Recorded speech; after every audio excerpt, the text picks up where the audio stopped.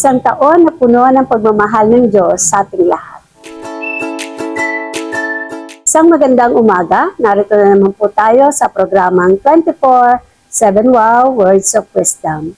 Tunay na ang karunungan ay nagmumula sa Diyos at maunawaan lang natin ang kanyang salita sa pamamagitan ng karunungan nagmumula sa Kanya. Ako po, Sister Alma Grumo ng CGM Balete na maghahatid ng salita ng Diyos o salita ng buhay. Saglit po muna tayong manalangin.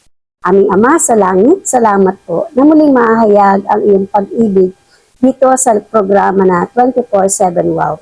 Naniniwala po ako, nakakausap ka ng mga taong nakikinig sa mga oras na ito. At ang umaga nila isang magandang umaga na lagi nilang mararanasan pa ng bawat araw ay isang magandang umaga. Salamat po sa pangalan ni Jesus. Amen. Muli magandang umaga po sa inyong lahat.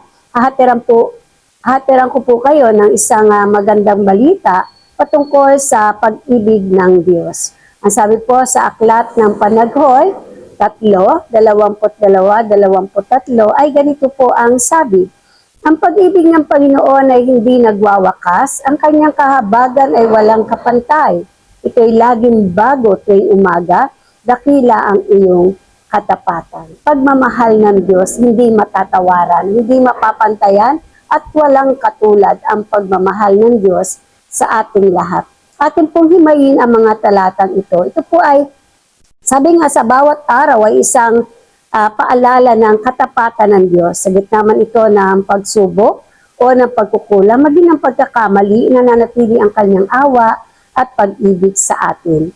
Sa talatang ito na mula po sa Aklat ng Panaghoy, ito po ay nagsasabi ng aklat ng pagdadalamhati. Ngunit, ipinapakita nito kahit na sa pinakamasakit na panahon, nariyan ng Diyos upang magbigay ng pag-asa at upang magbigay ng kanyang pagmamahal sa ating lahat. Una po, ang ating tatalakayin ay ang pag-ibig ng Diyos ay hindi nagmamali. Tunay naman po. Ang mundo kung saan maraming bagay ang nagbabago. Ang pag-ibig ng Diyos nananatiling matatag, sabi nga ay hindi kumukupas. Sa kabila ng ating mga kasalanan, tayo inibig niya, Roma 8:5.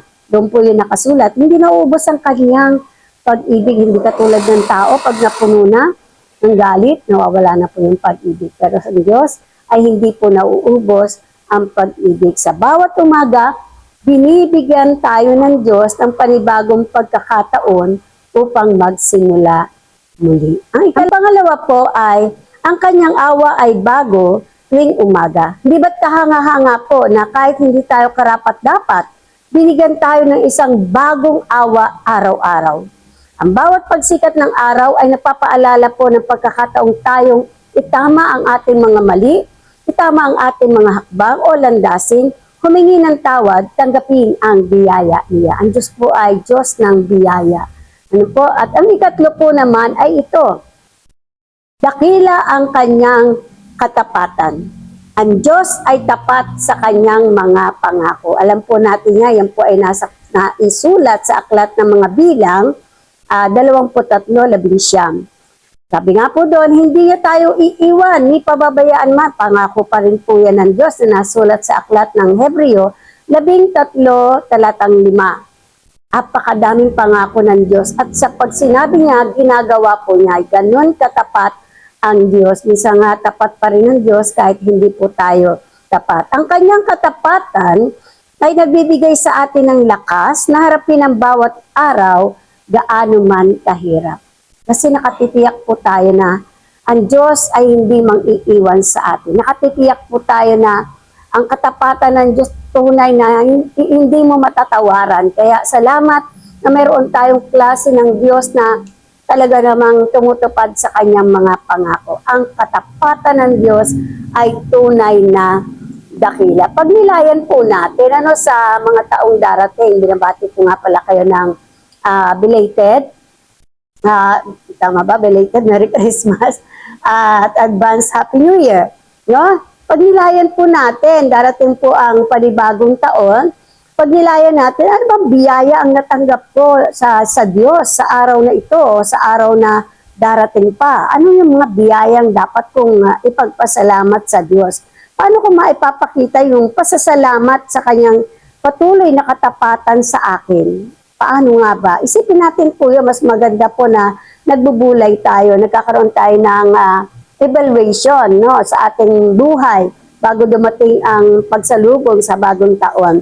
At sa anong aspeto na yung buhay na kailangan mong magtiwala sa awa ng Diyos ay sapat. Yan po yung dapat nating pagbulayan sa mga oras na ito, sa mga darating na araw para mas maganda natin masalubong ang bagong taon na puno ng pag-asa at puno ng pagmamahal ng Diyos sa atin. Kaya salamat po, nawa po ang mga salitang aking naihayag. Una ay ang pag-ibig ng Diyos na hindi nagmamaliw. Ang kanyang awa ay bago tuwing umaga. Dakila ang kanyang katapatan.